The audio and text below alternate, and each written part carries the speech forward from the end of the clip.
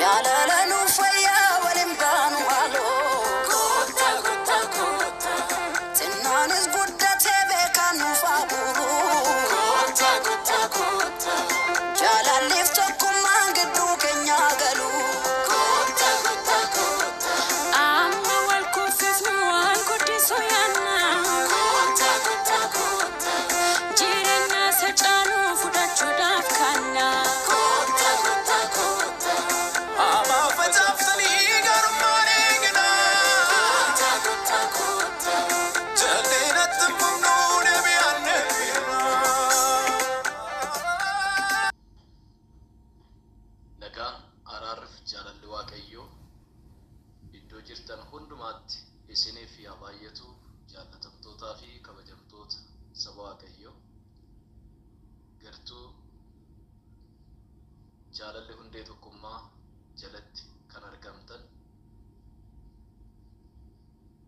lafa jirtan hundumaatti ayyaanni Waaqayyoo hunduma keessaniif haa baay'atu akkasuma kallattii garagaraatiin sagaleen kun kan sin qabu hunduma keessaniif biyya keessaaf biyya bakkee taatanii barumsa jaalalli hundee tokkummaa irraa darbu tokkummaa amantootaa mata duree jedhu jalatti hordofaa kan jirtan Waaqayyo iddoo jirtan hundumaatti ayyaana isaatiin jireenya keessan yaa eegu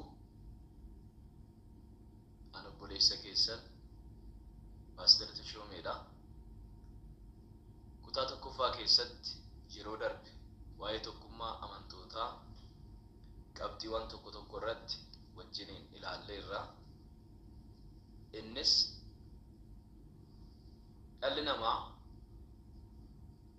waan qooqa tokko dubbate waan aadaa tokko qabaate qofaaf tokkummaa qaba jechuu akka hin dandeenye namoonni dantaa mataa isaaniitiif jedhanii tokkummaa ni uummatu.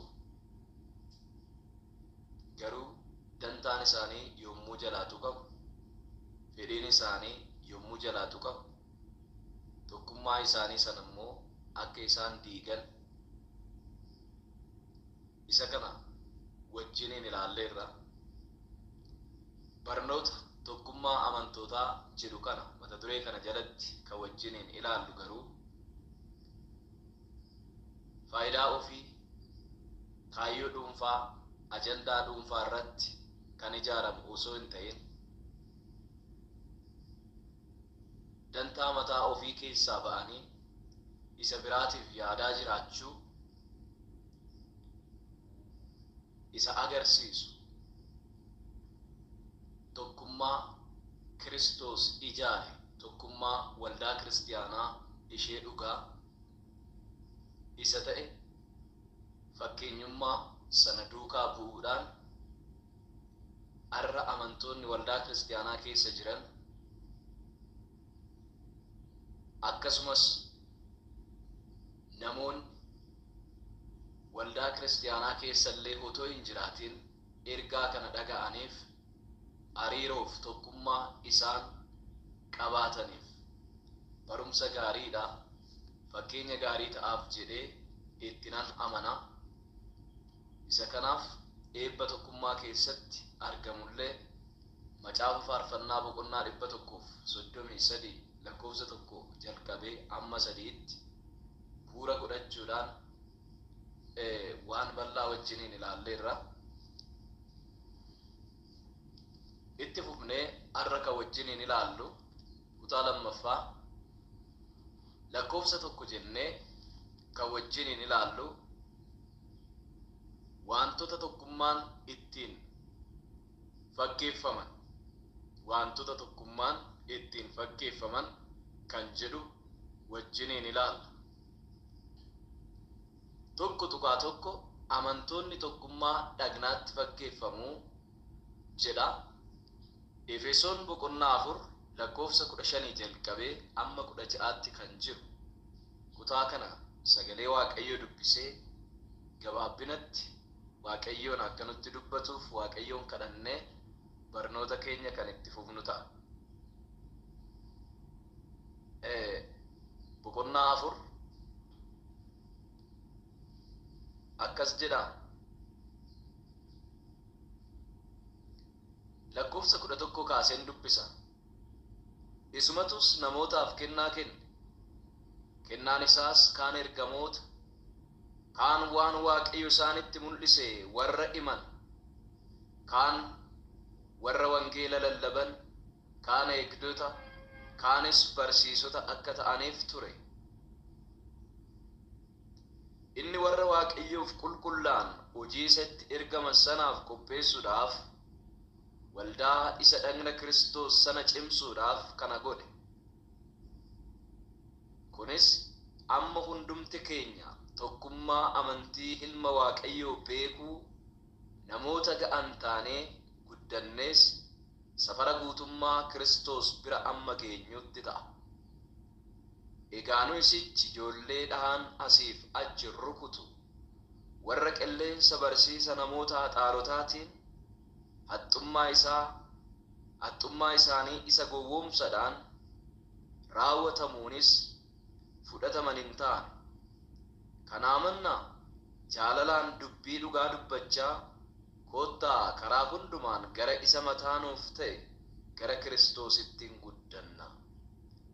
Isa jalatti bu'aan dhagnaa hundinuu wal fudhatanii buusaa adduma haddaan argataniin walitti qabsiifamaniiru. Yeroo bu'aan dhagnaa adduma haddaan tooraan hojjetuttis dhagnichi hin guddata, jaalalaanis ofin cimsaa jedha.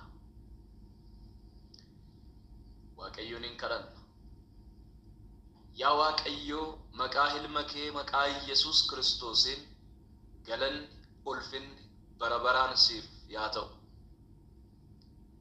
Araarri kee, jaalalli kee anaaf warra sagalee kana dhaga'an hundumaaf yaa Waaqayyo iddoo jiraatan hundumaatti isaaniif waan baay'ateef, ammas immoo jireenya tokkoon tokkoon keenya irratti araarri fayyaanni kee baay'atee waan jiruuf, carraa fuula kee fuulduratti dubbii kee barannee dubbii kee sirraa dhageenye yaa Waaqayyo karaa irraa kaanne irraa akka deebinuuf tokkummaa ati ijaarte, tokkummaa isa dhugaa dhaloonni jiran kun ijaarratanii waliin socho'uu, waliin wangeela mootummaa Waaqayyoo isa ati ittiin waamte hojjechuun akka danda'amu maqaa Gooftaa Yesuus Kiristoosiin ayyaana keetiin akka nu gargaartu, Hafuurri Qulqulluun inni karaa hundumaatti nama gargaaru,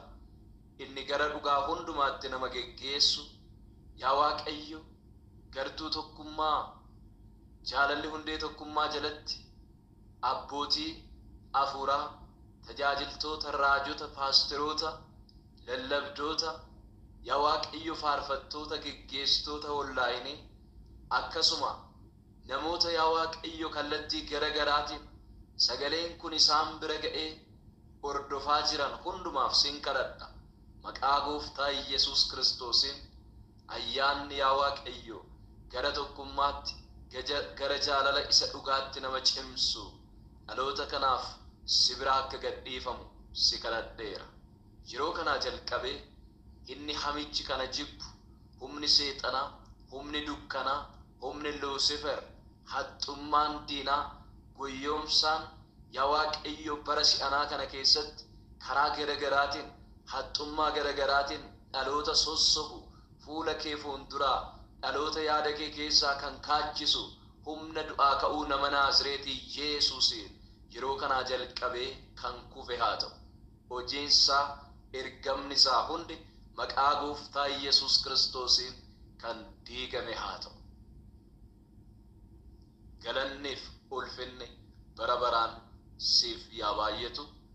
Yeroo qabnu ati nuuf eebbisi maqaa Yesuusiin. Ameen. Galanni Waaqayyoodhaaf haa ta'u. Wantoota tokkummaan ittiin fakkeeffaman qabxii jedhu jalatti tokko tuqaa tokko jennee amantoonni tokkummaa dhagnaatti fakkeeffamu. kan jedhu qabxii isin ilaadheera. Efesoon 4:15 amma 16tti kutaan amma dubbise keessaa garjallaatti gadi buunee kan nuti arginu waa'ee tokkummaa dhagnaati. Gara olii irratti Kiristoos namoota garagaraatiif kennaa ayyaanaa akka inni qoodeefii fi kennaawwan ayyaanaa waldaa kiristaanaatiif kennaman kun immoo waldaa kiristaanaa ishee dhagna Kiristoos taate sana cimsuudhaaf akka ta'e macaafni kutaa kana keessatti dubbata. Egaa arra waldaa kiristaanaa keessatti namoota garagaraa yommuu ilaalu ayyaana garagaraatiin kennaa garagaraatiin innaa isaan tajaajilan argina. Kana kan godheef Waaqayyo waldaa kiristaanaa cimsuudhaaf namoonni hundumtuu asirratti hubannoo gaarii qabaachuun baay'ee isaa barbaachisaadha. Kennaan ayyaanaa namoota dhuunfaa faayidaa nama dhuunfaaf osoo hin ta'in kan inni kenname waldaa kiristaanaa ishee taate dhagna Kiristoos cimsuudhaaf.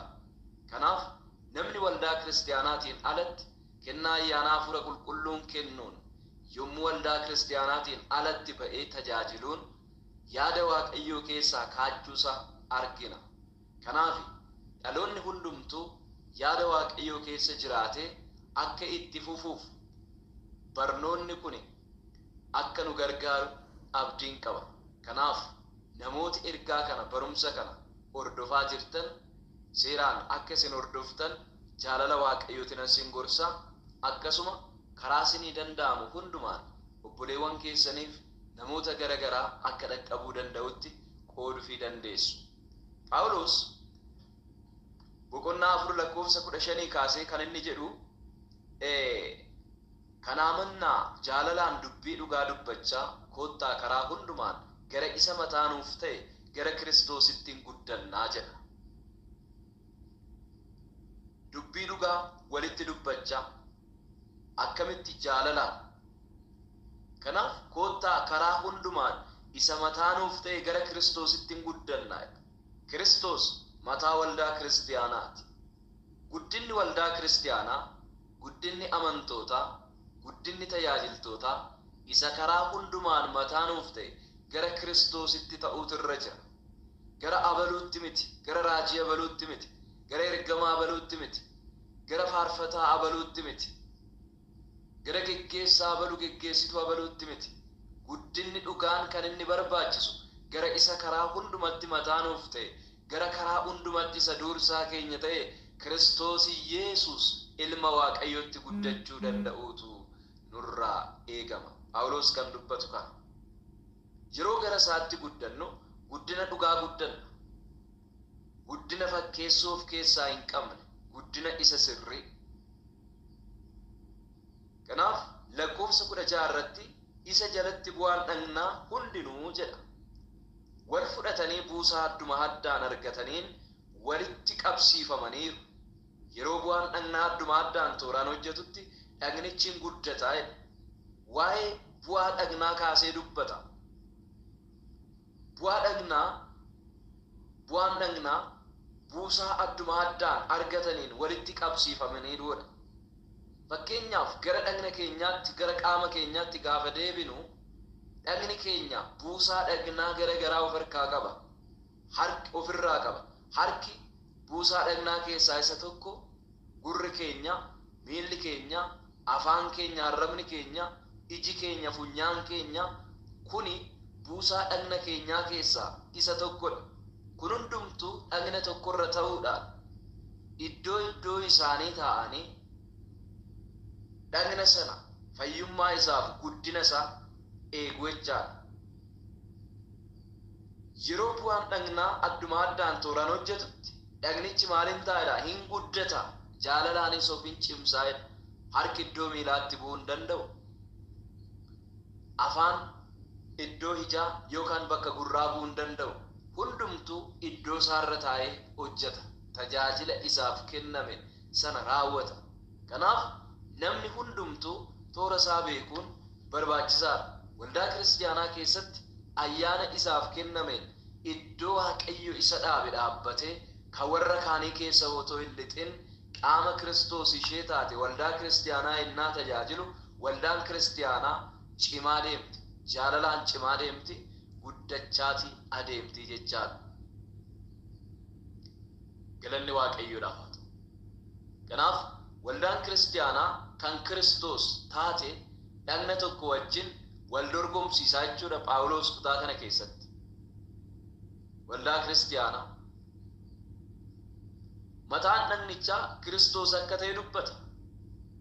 Mataan namaa akkuma buusaa dhagnaa hundumaa bitu yookaan hoogganu, mataa dhagnichaa inni ta'e Kiristoos akkasuma buusaa dhagnichaa hundumaa in bita. Tokkummaan waldaa kiristaanaa buusaa dhagna Kiristoositi. Tokkummaan waldaa kiristaanaa akka buusaa dhagna Kiristoositi. Tokkummaa waldaa kiristaanaa waldaa habaluu, waldaa habaluu, waldaa akkasii jennee maqoota waldaa kiristaanaa baay'ee tarreessinee dubbachuu dandeenya. Hundumti isaa toora jirurra ta'ee ergama wangeela mootummaa Waaqayyoo dhugaadhaan, qajeelummaadhaan, qulqullummaadhaan, iftoominaan hin hojjeta yoo ta'e dhagna Kiristoos irratti ijaaramtee waan jirtuuf dhagnicha maal gochaa deemu? Cimsaa deemu, ofii ishii guddachaa cimaa deemti jechaa. Waaqayyo amantoota akka qaama tokkootti kan inni ilaalu.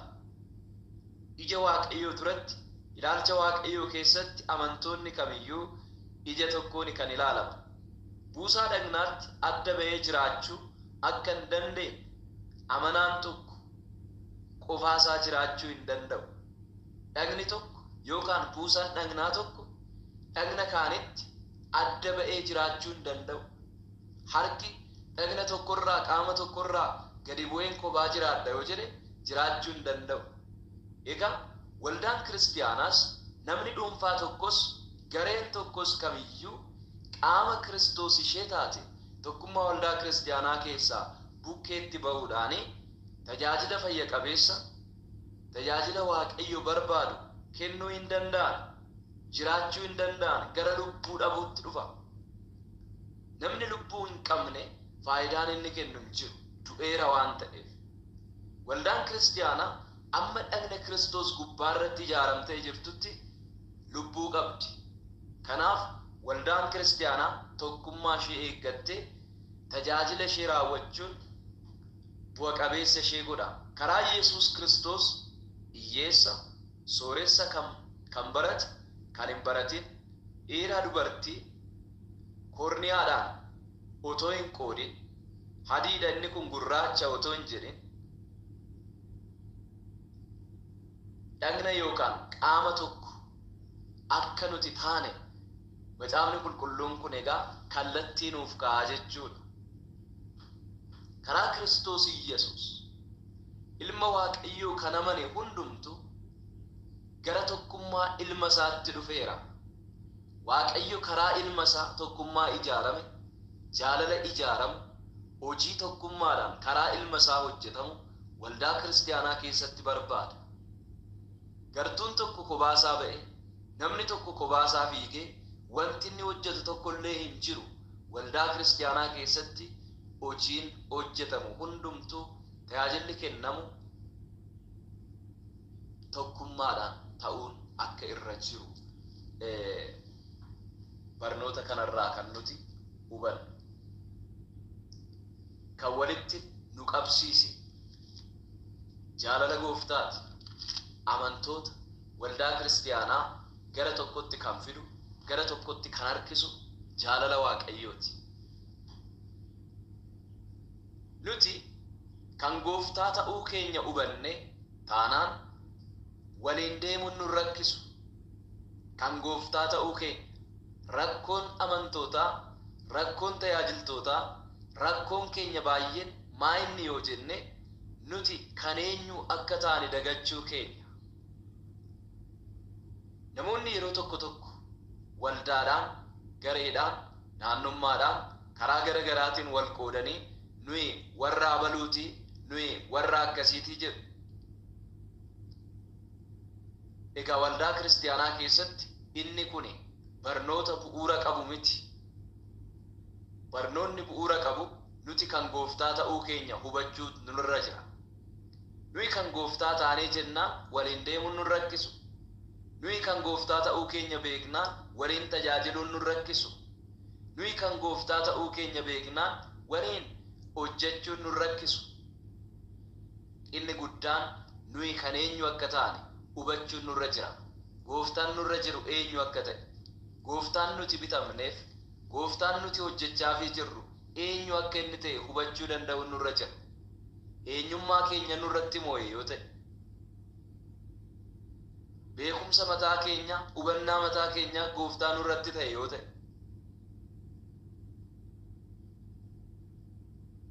yookaan immoo yaada namoota dhuunfaa, yaada namoota garee biroo kana gaafan jiru namoonni akkuman jalqaba gubbaa irratti seensa barnoota keenyaa keessatti dubbadde namoonni dantaa mataa isaaniif jedhanii tokkummaa ijaarratu hin jedhe. Kanaaf namoonni ilaalcha kaayyoo mataa isaaniif, ajandaa mataa isaaniitiif tokkummaa hin jaalanne baay'een isaanii biyya lafaa kana gubbaarra jiru. Waldaa kiristiyaanaa tokko kan isaan godhu ergama isheetu tokko, kaayyoon ishee tokkodha, galmi ishee tokkodha, gooftaan ishee tokkodha. Kana hubannee jennaan wangeela mootummaa Waaqayyoo waliin hojjechuun danqaa homaayyuutii hin qabu. Amma kana hin hubatinitti garuu namni baay'een rakkachuu danda'a, gatantaruu danda'a, gatantaruu bira darbee kufuuyyuu ga'uu danda'a. Rakkoon bara keenya keessatti jiru kuni waldaa kooti, sun immoo kana baluuti jechuudha. Rakkoo guddaa. Waldaan kan koos miti, kan keessanis miti, waldaan kiristiyaanaa kan Kiristoosi. Nutis kan Kiristoosi. Inni kuni tokko nu godha. Kanaaf bifa kanaan isa kana hubachuun barbaachisaadha. Tokko tuqaa lama. Gooftaa Yesuus mataa dhagnaatti fakkeeffameera. Gooftaa Yesuus Kiristoos mataa dhagnaatti fakkeeffameera.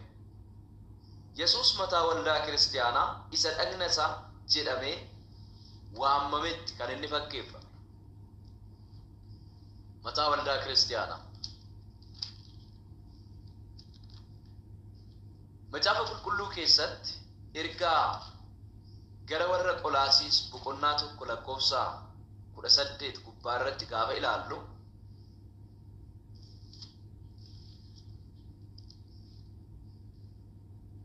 akkas jedha. Inni mataa waldaa kiristiyaanaa isa dhagna isaa jedhamee waamameeti jedha.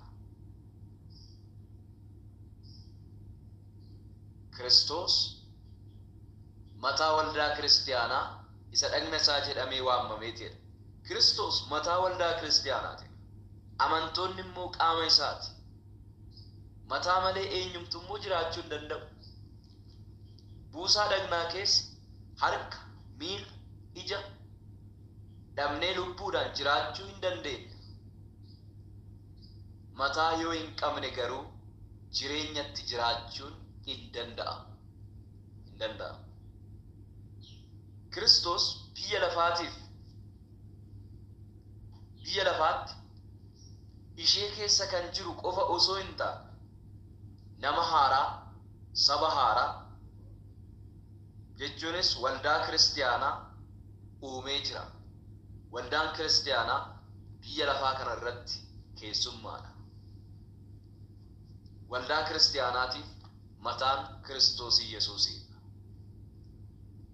Waldaan kiristiyaanaa biyya lafaatti keessummaadha gaafan jiru ergaan ishii ergama holiiti, ergama mootummaa Waaqayyooti. Ergamni ishii ergama biyya lafaa miti, ergama addunyaa kanaa miti, ergamni ishii ergama Waaqarraati.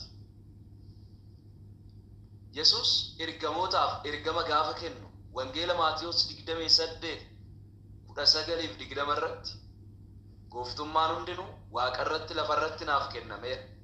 Dhaqaa uumama hundumaatti wangeela mootummaa Waaqayyo lallabaa. Galanni Waaqayyoodhaaf haa ta'u.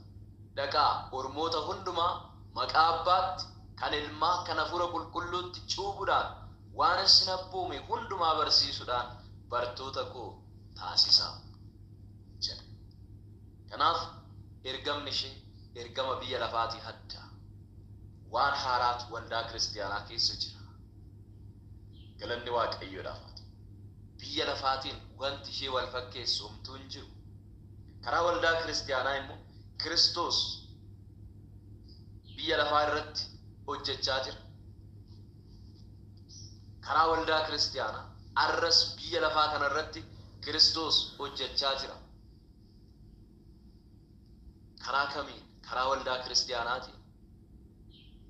Kiristoos gara samiitti waan ol ba'eef namoonni arra ija foonitiin arguu hin danda'an. Qaama yookiin dhagna Kiristoos ishee taate waldaan kiristaanaa nuun garuu arguu danda'u. Biyyi lafaa Kiristoosin hin argitu. Eenyuun argiti? Qaama Kiristoos ishee taate waldaa kiristaanaa argiti.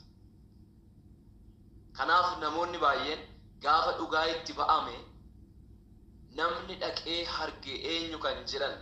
Maaliif Kiristoosin hin argine? Kiristoos amantiidhaan yaada hafuuraatiin ilaalcha hafuuraatiin malee ilaalcha foonitiin yaada foonitiin Kiristoos barra miti. Kiristoos dubbii Waaqayyotti amanuudhaan barra. Sagaleen Waaqayyo dhugaadha. Amantiin dhaga'uun dubbii Waaqayyo irraa akka ta'e dubbata Phaawulos. Kanaaf biyyi lafaarra Kiristoos hin argiti osoo hin ta'in waldaa kiristaanaa argiti. Waldaa kiristaanaa keessatti immoo Kiristoos arguu danda'utu irra jira. Karaa koof karaa keessa Kiristoos arguudha. Kun immoo kan ta'u amala Kiristoos waldaan kiristaanaa calaqqisiisuu qabdi. Nuun amala Kiristoos innaa argisiifnu kaleessa biyya lafaa keessatti hawaasni nuti keessa jiraachaa turre amala biraatiin jireenya kan birootiin innaa nu beekan waldaa kiristaanaa keessatti immoo jijjiiramuu keenya amala gaarii qabaachuu keenya nama jaalalaa nama dhugaa nama qajeelaa ta'uu keenya innaa argan dhugumayyuu kan nama jijjiiru achi jira jechuudha danda'u. Kan nama haaromsu jireenya namaa kan jijjiiru achi jira. Innis kan jijjiiru Kiristoos ilma Waaqayyooti. Hafuura Waaqayyooti. Waldaan kiristaanaa waldaa keessatti jijjiiramanidha malee waldaa keessatti akka kaleessatti dhufanitti jiraatan miti. Waldaa keessatti biyya lafaa bakkaachuun jiraatan miti. Waldaa sobaan keessa jiraatan miti. Waldaa fakkeessuun keessa jiraatan miti. Waldaan kiristaanaa isheen qaama Kiristoos taate isheen dhugaan keessatti kan namoonni jijjiiramanidha. Keessatti kan namoonni hojjetamanidha. Keessatti kan namoonni gara Kiristoos fakkaachuutti guddatanidha. Amala biyya lafaa, yaada biyya lafaa dhiisanii ajandaa mataa ofii keessaa ba'anii gara ajandaa Waaqayyootti guutummaatti gara ajandaa Kiristoositti sassaabamuudhaan gara Kiristoos fakkaachuutti yeroodhaa gara yerootti kan guddachaa deemanidha. Galmi kiristaanummaa keenyas kan ta'uu qabaatu Kiristoos fakkaachuudha. Kiristoos jireenya keenya keessatti akka mul'atuuf immoo akka Kiristoos jiraatetti jiraachuu qabna. Guyyaa guyyaadhaan inni nu keessa jiru Hafuurri Qulqulluun dubbiidhaa fi jireenya keenya keessatti Kiristoosin ibsa. Namoonni Waaqayyoon kan beekan Kiristoosidhaan. Isa nu keessa jiraatu karaa Hafuura Qulqulluu Kiristoosin baruu danda'u jecha. Qorontoos 3:16 isin mana qulqullummaa Waaqayyoo akka taatan Hafuurri Waaqayyoo isin keessa buufatee akka jiru beektaniiree jedha. Isin mana qulqullummaa Waaqayyoo akka taatan Hafuurri Waaqayyoo isin keessa buufatee akka jiru beektaniiree. Galaatiyaa 2:20 irratti immoo egaa si'ichi Kiristoos isaana keessaatu jiraata malee anatu jiraata miti jedha Phaawulos. Kiristoos sana keessaatu jiraata malee natu sichi jiraata miti. Jireenya ani amma jiraadhu fooniin jiraadhu immoo jireenya ani amma fooniin jiraadhu immoo ilma Waaqayyoo isa na jaallate ofii isaas dabarsee isa anaaf kennetti amanuudhaan nan jiraadhaa jedha. Efesoon 2:22 irratti immoo gaafa ilaaltan isinis immoo isumaan mana isa Waaqayyoo hafuura isaatiin keessa jiraatu taatanii itti ijaaramuu keessan jedhee dubbata. Kutaawwan kun egaa gaafa ilaallu jireenya keenya keessatti Kiristoos akka moo'uuf ofii keenya jireenya keenya dabarsine Kiristoosiif akka of kenninu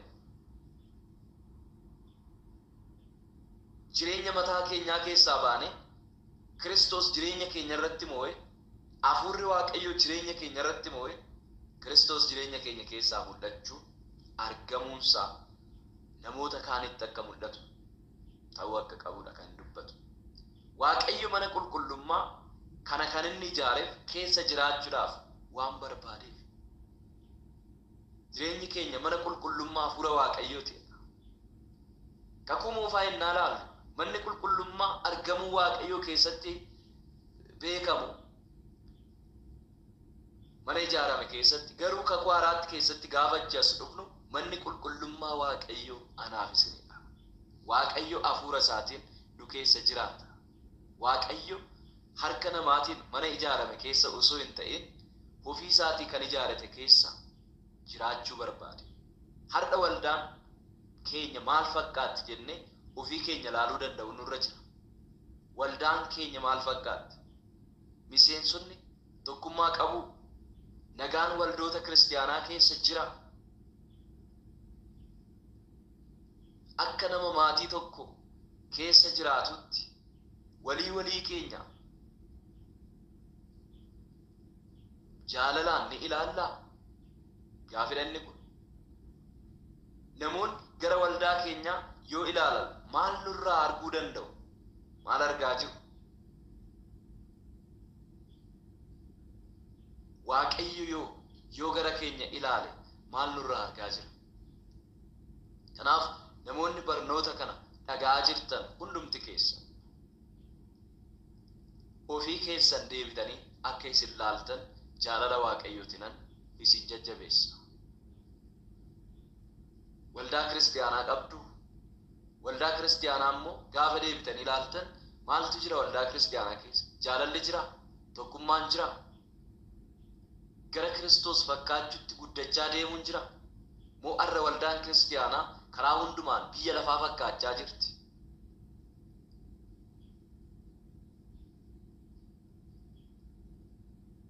Isa kana keessatti of ilaaluudhaan yeroo itti yaada garaa keenyaa jijjiira fuula Waaqayyoo fuulduratti qalbii keenya geeddaranne isa karaa hundumatti mataa nuuf ta'e gara Kiristoositti guddachuu jalqabuu danda'u nurra jira.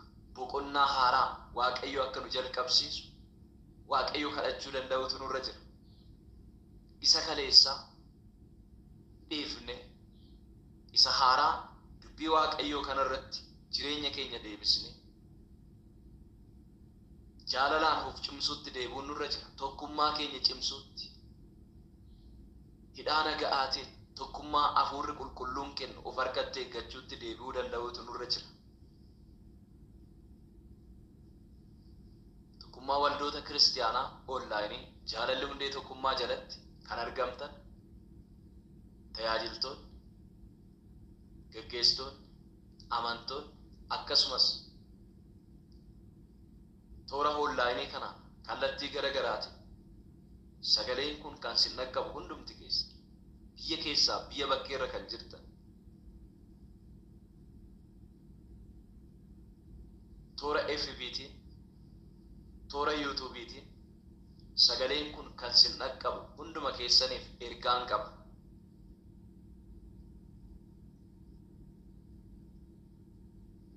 Waldaan kiristaanaa har'a maal fakkaatti? Ani waldaa kiristaanaa keessatti maaliin fakkaata? Tokkummaaf jaalala Waaqayyo nurraa barbaadu keessa jirra moo hin jirru? Ilaalchi nuyi qabnu maalidha? isan waame Kiristoos hin beekne gara isaatti guddachaa jirra moo gara namootaatti guddachaa jirra? Yeroo sagalee kana keessatti ergaa kana keessatti of ilaallee yaada garaa keenyaa jijjiirachuudhaan fuula Waaqayyoo fuulduratti deebinu nuuf haa ta'u. Waaqayyo isa baranne nuuf haa eebbisu. Maqaa Gooftaa Yesuusiin eebbifamaa.